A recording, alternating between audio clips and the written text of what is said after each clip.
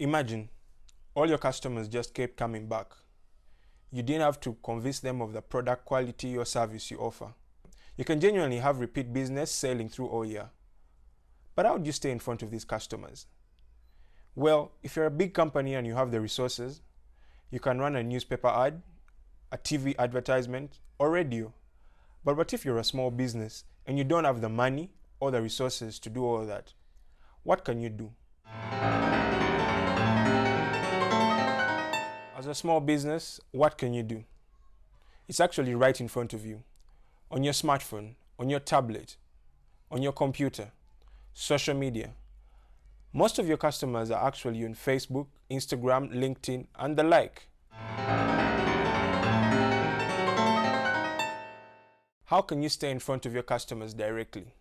Well, look at it this way. Two beggars.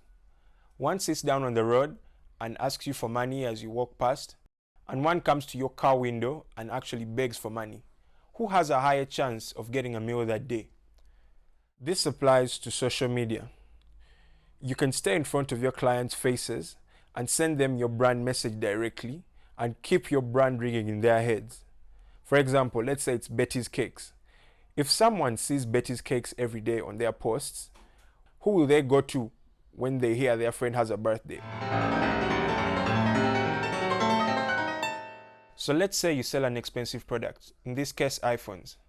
When you sell an iPhone to Ben, there's a very high chance that people in Ben's circles, let's say his workmates, would like such a phone.